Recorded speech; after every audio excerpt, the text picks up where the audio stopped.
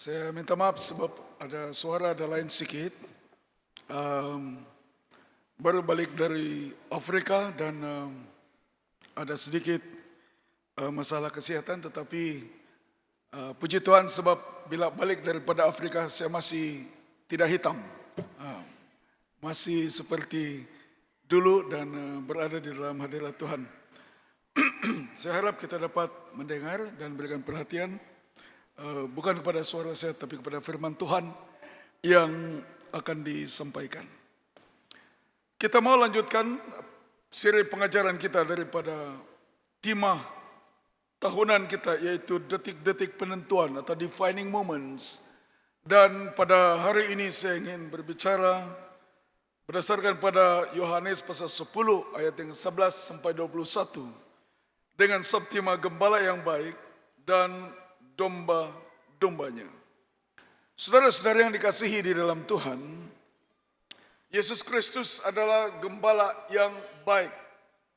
Dan sebagai gembala yang baik, saudara dan saya selalu berada di dalam hatinya dan pikirannya.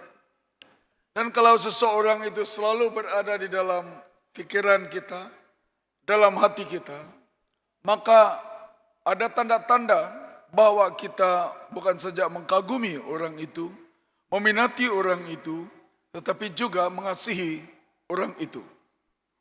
Dalam perkembangan yang dilalui oleh Yesus sebagai gembala yang baik, saudara dan saya selalu berada di dalam pikiran dan hatinya.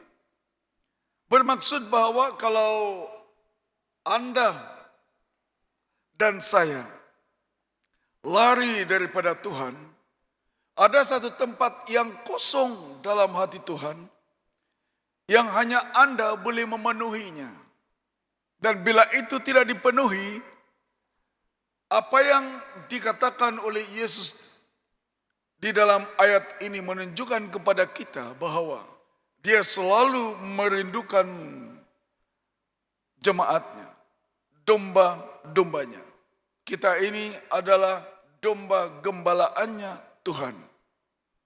Dan oleh sebab itulah maka penting untuk selalu mengiktiraf bahwa Tuhan sebagai gembala kita harus sentiasa berada di dalam hati kita, pikiran kita, dan pada masa yang sama rela untuk mengikuti Dia setiap waktu. Ada 3 perkara yang saya ingin kongsikan kepada Anda bila melihat kepada bahagian ini. Yang pertama adalah gembala yang berkorban daripada ayat yang ke-11 sampai ayat yang ke-16. Dikatakan bahwa Yesus ini adalah gembala yang telah menyerahkan nyawanya demi domba-dombanya. Dia mengatakan, akulah gembala yang baik, dan gembala yang baik menyerahkan nyawanya untuk domba-dombanya. Sedangkan seorang upahan yang bukan gembala dan yang bukan pemilik domba-domba itu sendiri, ketika melihat serigala datang meninggalkan domba-domba itu, lalu lari sehingga serigala menerkam dan mencerai-beraikan domba-domba itu. Ada perbedaan di antara gembala yang baik dengan yang bukan gembala. Gembala yang baik memberikan 100% daripada seluruh yang dia ada, seluruh hidupnya untuk pelayanan domba-domba itu sendiri. Untuk kepentingan domba-domba itu sendiri. Sementara gembala upahan adalah hanya mementingkan upah, mementingkan apa yang dia dapat, dan bukan apa yang dia dapat berikan. Beberapa kali saya melihat penyataan-penyataan penting melalui beberapa perkembangan. Misalnya, beberapa tahun sebelum ini ketika kami sedang melayani di pedalaman, saya dan istri menonton satu video, itu yang kaset video yang besar dulu itu. Sekarang tinggal pakai YouTube saja, yaitu The Lion King. Ada mungkin kau menonton Lion King. Bukan menonton Lion King begitu saja, tetapi harus melihat apa pelajaran di dalamnya. Kemudian anak saya yang bungsu bawa kami menuntun lagi 3D di tempat di bandar. Dan diulang sekali lagi statement ini.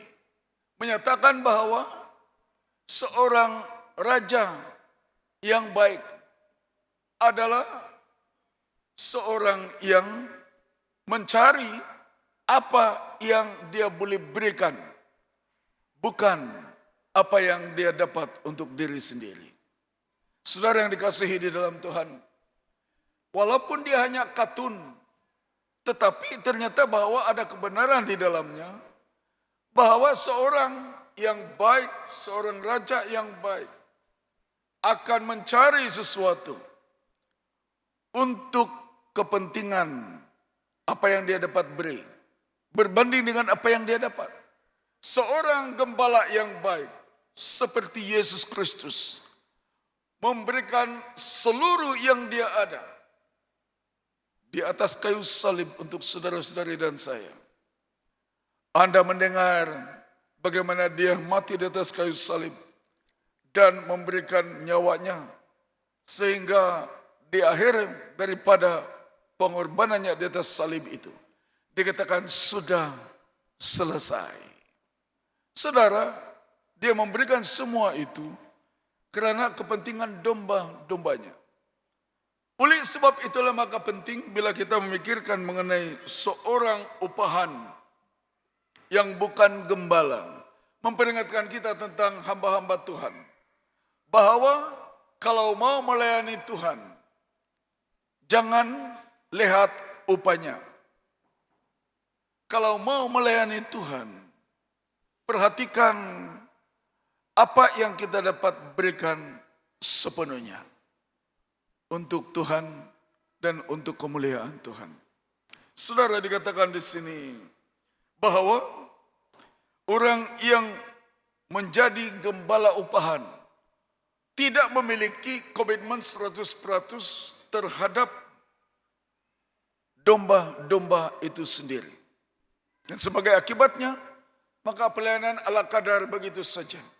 Kesetiaannya tidak seperti yang sepatutnya. Di bahasa Inggris tadi saya mengatakan bahwa itu menjadi ukuran penting. Sama ada gereja yang mengambil pekerja-pekerja atau bos sebenar hamba-hamba Tuhan adalah Tuhan yang di atas dan bukan kepimpinan gereja.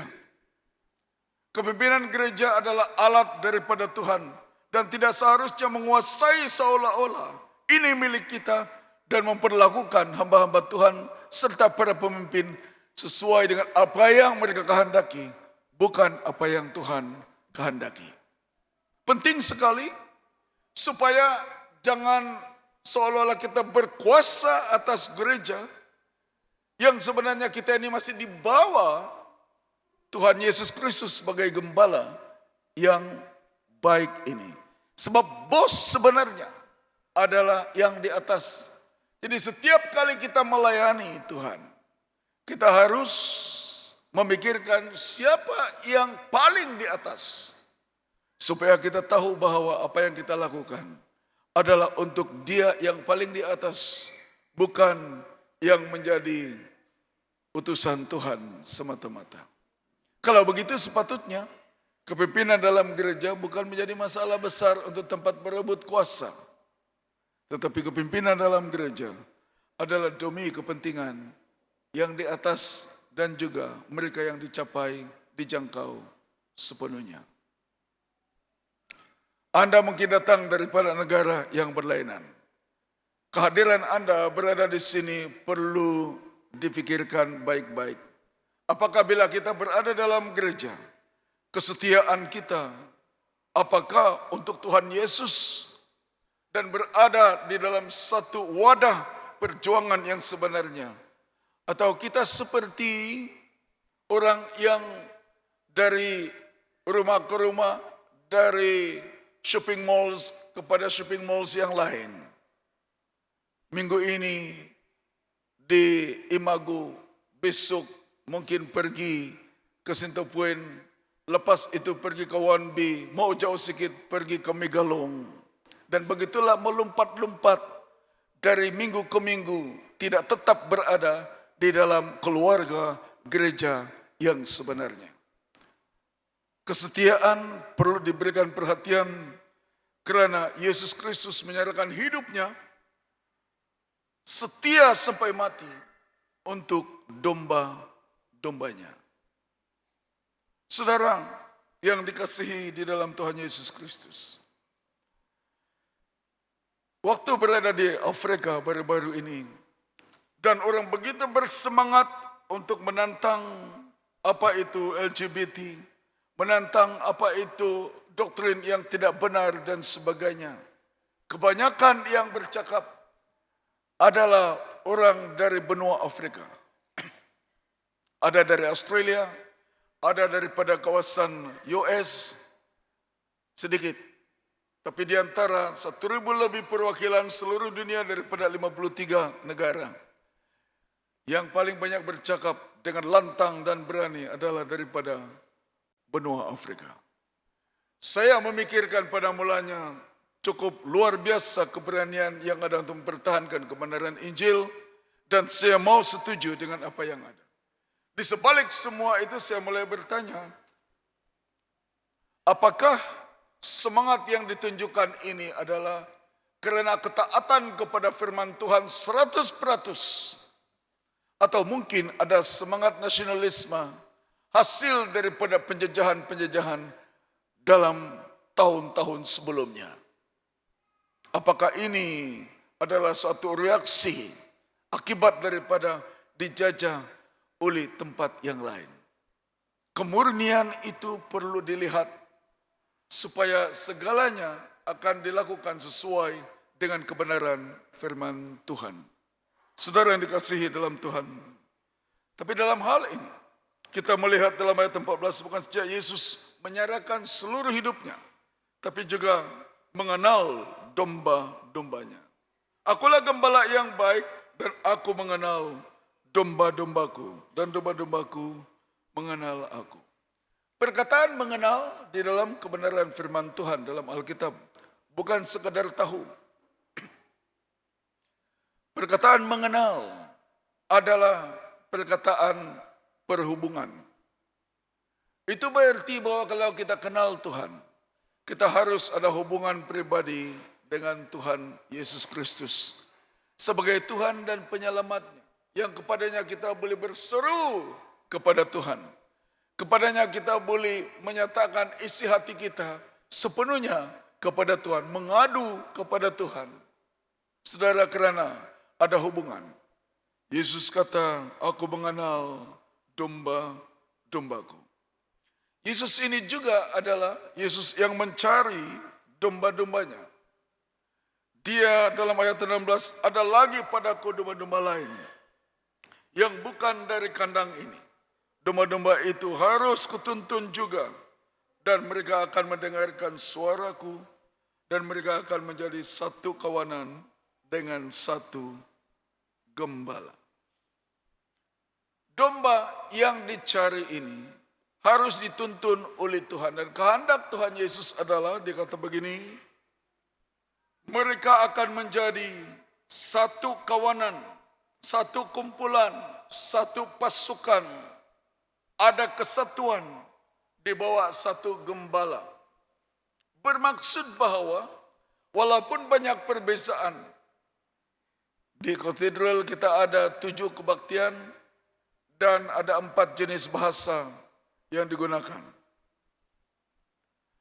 Suatu hari mungkin 7 kebaktian ini perlu bergabung serentak mengadakan ibadah bersama.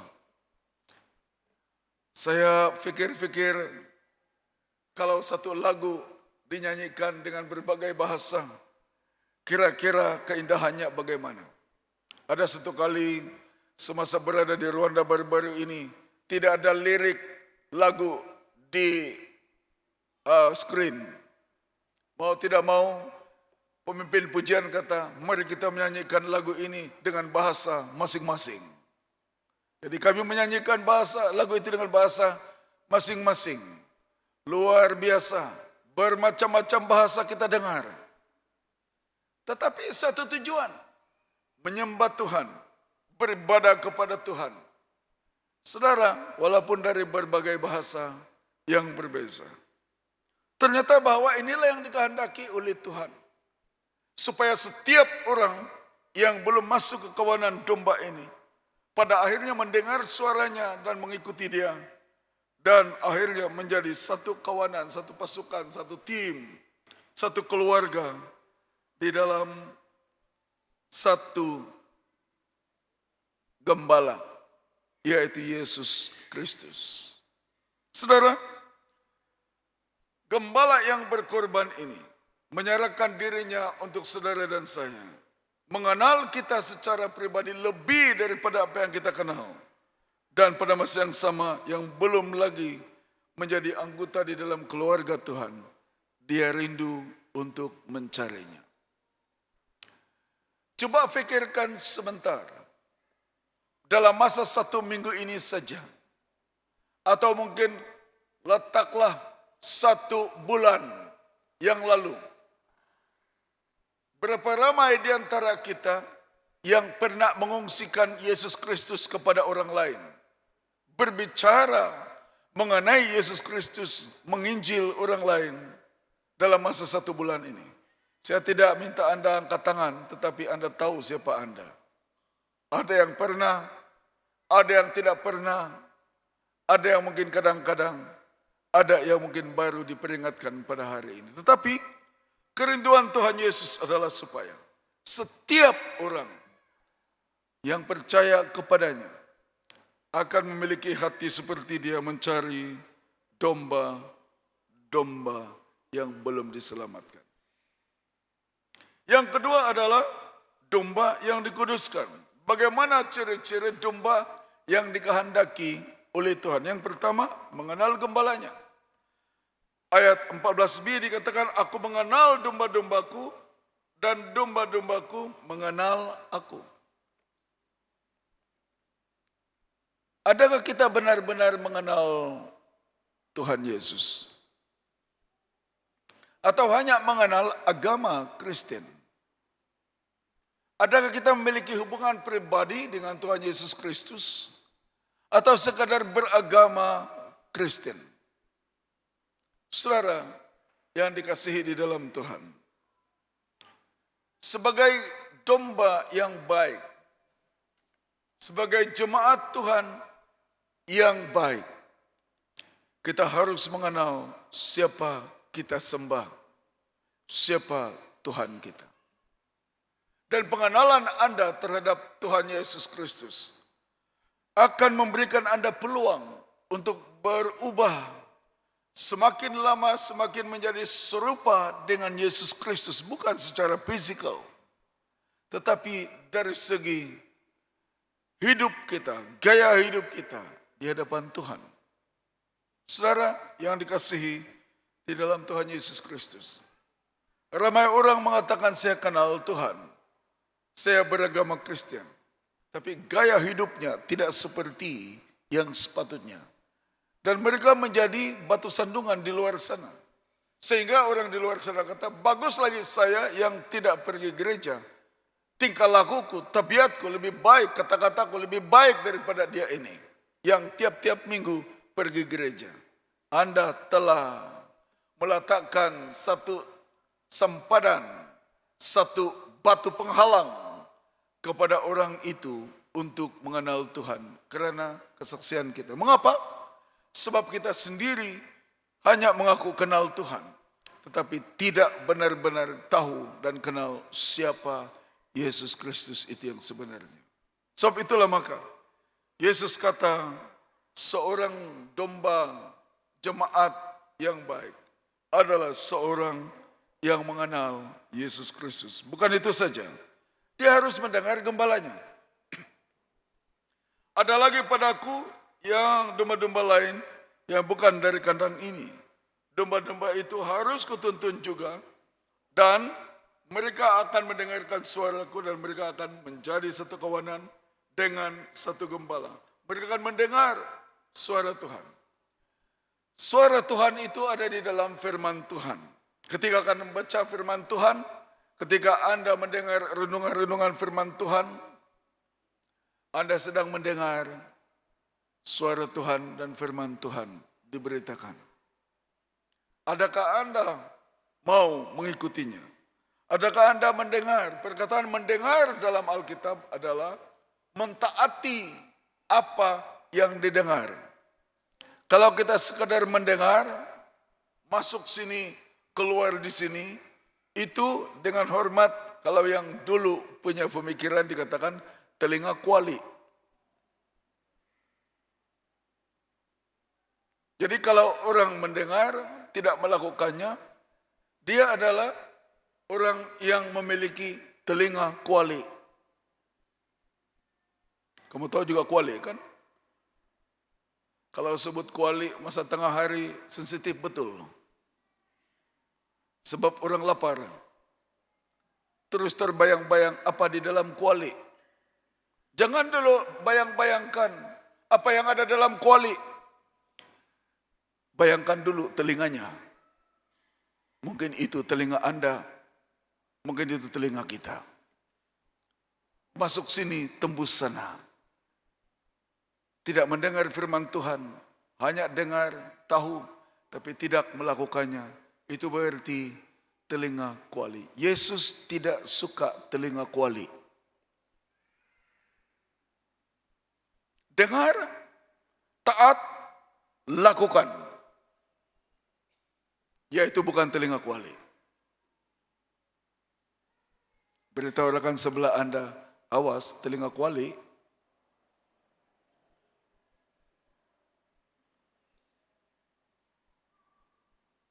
Saudara yang dikasihi dalam Tuhan, dengarlah perkataan Yesus Kristus. Kalau Anda tidak mendengar dan tidak mentaati kata-kata pemimpin-pemimpin gereja atau sel, sekurang-kurangnya dengarlah dan taatilah firman Tuhan Yesus Kristus. Sebagai permulaan penting. Karena Yesus mengatakan mereka akan mendengarkan suaraku. Bukan saja mendengar, tetapi mereka akan mengikuti gembalanya. Mereka akan menjadi satu kawanan dengan satu gembala. Mereka akan menyusun diri masing-masing secara sopan untuk mengikuti siapa gembala itu sendiri. Oleh sebab itu penting sebagai seorang yang mengikuti Tuhan. Ikutlah kebenaran firman Tuhan, dengarlah firman Tuhan, dan taatilah, lakukanlah kebenaran firman Tuhan itu sendiri. Yang ketiga dan terakhir adalah domba-domba yang dicari. Ada dua kategori orang yang dicari oleh Tuhan. Dalam ayat yang ke-19 dan 20 adalah jenis orang yang menolak gembala. Maka timbullah pula pertentangan di antara orang-orang Yahudi karena perkataan itu. Banyak di antara mereka berkata, ya kerasukan setan dan gila. Mengapa kamu mendengarkan dia? Buat apa dengar orang itu? Dia kerasukan katanya. Aku terfikir-fikir orang yang kerasukan roh jahat menolak Tuhan itu. Orang yang dipenuhi oleh Roh Kudus adalah orang yang akan menerima Tuhan dengan sungguh-sungguh dalam hatinya. Jadi dalam hal ini kita mendapati mereka menuduh Yesus kerasukan roh jahat. Tapi pada masa yang sama menolak Tuhan, menolak kebenaran. Jadi siapa sebenarnya kerasukan roh jahat? Orang yang menolak Yesus itu. Tidak mungkin seorang yang ada roh jahat mengatakan Yesus adalah Tuhan.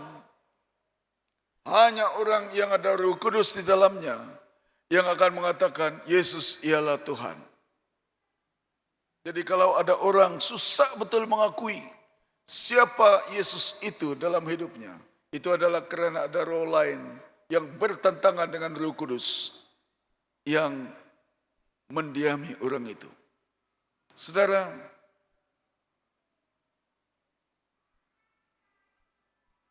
sangat penting untuk memperhatikan supaya di tengah-tengah penolakan terhadap Yesus, kita tahu apa di sebaliknya. Siapa yang menguasai pribadi yang demikian. Bukan itu saja. Orang yang dicari oleh Tuhan adalah mempersoalkan gembala. Yang lain berkata, itu bukan perkataan orang yang kerasukan setan. Dapatkah setan memilihkan mata orang-orang buta? Dalam keadaan begitu pun, ternyata bahwa ada perbincangan teologi. Ingat, waktu seorang yang buta sejak lahir, bila murid-murid Yesus dan yang lain melihat orang yang buta sejak lahir itu, keperluannya adalah supaya dapat melihat. Tetapi yang menariknya adalah daripada mereka menolong orang itu supaya dapat melihat semula, mereka masih berbincang, dosa siapakah yang menyebabkan anak ini, orang ini buta, lahir buta? Ibu bapaknya kah atau orang lain? Berbincang mengenai persoalan teologi pula. Sedangkan orang lain berada di dalam kesusahan.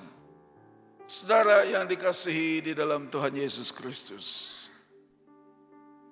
Ramai orang belajar teologi, tetapi kehilangan Tuhan yang dia pelajari. Teologi bermaksud pelajaran mengenai Tuhan.